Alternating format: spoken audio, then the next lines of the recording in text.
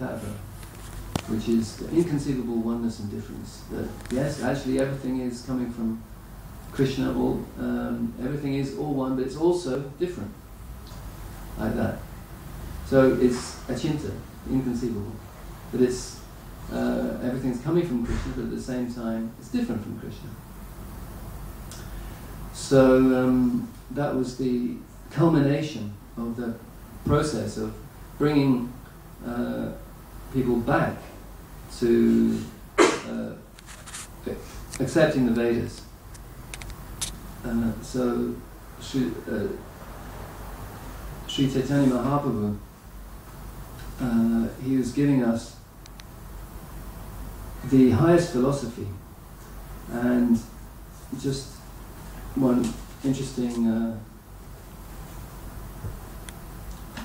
occasion. On one occasion, Lord Chaitanya Mahaprabhu, this is from the Adi Leda, 7th chapter, Lord Chaitanya in 5 features. And there was one occasion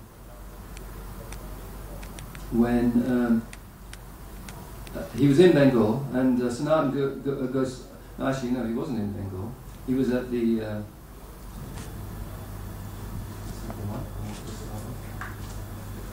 was one occasion when Lord Chaitanya, on another day, this is actually from the 17th chapter of the Adi Leela, the pastimes of Lord Chaitanya in his youth. On another day, a great devotee of Lord Shiva, chanting of Lord Shiva's qualities, came to Lord Chaitanya's house, where he began dancing in the courtyard and played his damara, a musical instrument. Then Lord Chaitanya, adopting the mood of Lord Shiva, got on the man's shoulders, and thus they danced together for a long time. So Prabhupada explains, as a short purport, which I'll read. He says, Lord Chaitanya Mahaprabhu adopted the mood of Lord Shiva, for he is Shiva also. According to the philosophy of Achinta Bheda Bheda Tattva, Lord Shiva is non-different from Lord Vishnu. But still, Lord Shiva is not Lord Vishnu, just as yogurt is nothing but milk, and yet is not milk, nevertheless. Just as Lord Brahma says, Shiramya Tari Vikara Vishesha Yogat. One verse in the Brahma Samhita. One cannot get the benefit of milk by drinking yogurt. Similarly, one cannot get salvation by worshipping Lord Shiva. If one wants salvation, one must worship Lord Vishnu. This is confirmed in the Bhagavad Gita 9.4. Matstani sarvabhutani nachaham te shavastitara. Everything is resting on the Lord, for everything is his energy, yet he is not everywhere. Lord Chaitanya's adopting the mood of Lord Shiva is not extraordinary, but one should not therefore think that by worshipping Lord Shiva, one is worshipping Lord Chaitanya. That would be a mistake. So, Prabhupada says that Lord Chaitanya is also Lord Shiva. So that's as far as I will go with Lord Shiva. Because I think that the main point is the main point brought out here by Prabhupada in the purport is that this atheistic theory, the Mayavadi's theories, make people bereft of transcendental knowledge and addicted to fruitive activities and mental speculation. So that's the main point.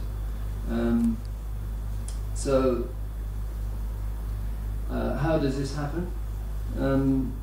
Because obviously, if everything is just the result of material nature, laws of nature, there's no person actually to account for, to be responsible to or accountable to, then actually it's just every man to himself, or every woman to herself.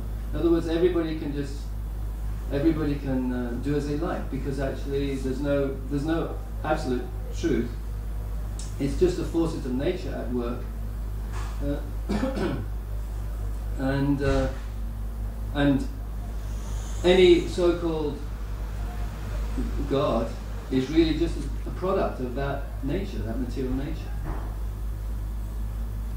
That's why Srila Prabhupada, he emphasizes so much the verse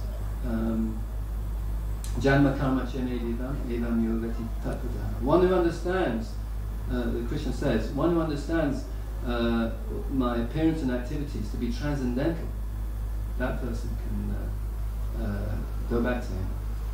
So basically what the Mayavadis are saying is that the Lord's appearance and his activities are just part of the illusion actually.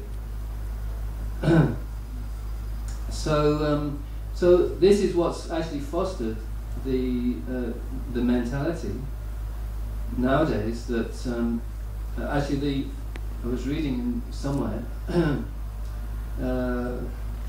one book, I think it was a book Radha London shared, what's it called, that book? The unified field, through achieving the unified field, whatever that is, through Sankhya Yoga. I don't know if anybody's read that. And Ishan Gaurav, who was explaining in that. Forgotten what the point was coming from there, but anyway, it'll come. So yeah, the point was, he was saying that actually, instead of God being the center, actually the individual, the person, is the center. And this is actually what is at the center of our misguided civilization in the West. Yeah. Because and that is why it seems like sometimes that the Western civilization is, or at least in this country, is very caring, because they're, for instance, providing a welfare state to maintain those who can't look after themselves, providing unemployment benefit, whereas in many other places, in India, there's no such thing as unemployment benefit. That's why obviously you have to go out and beg if you've got nothing. And so much prominence is given to looking after those who are handicapped. So many arrangements made to, but it's based on the philosophy actually that the individual is supreme, and because the purpose of life is that the individual should be happy, to enjoy, because you're just going to be, this individual is just going to be here for a short time, and then die, and that's the end. So this is the theory that is propagated by the Mayavadis, who Srila Prabhupada says cite false scriptures. So Mahaprabhu, he actually defeated conclusively that philosophy. So there is another occasion I'd like to recite. When Sri Chaitanya Mahaprabhu left Vridha Kashi and proceeded further. In one village, this is from Madhya Lila, chapter 9, Lord Chaitanya travels to the holy places. So in one village he saw that most of the residents were Brahmanas, and he took rest there. Due to the influence of Lord Chaitanya Mahaprabhu, many millions of men came just to see him. Indeed, the assembly, being unlimited, its members could not be counted. The Lord's bodily features were very beautiful, and in addition, he was always in the ecstasy of love of God.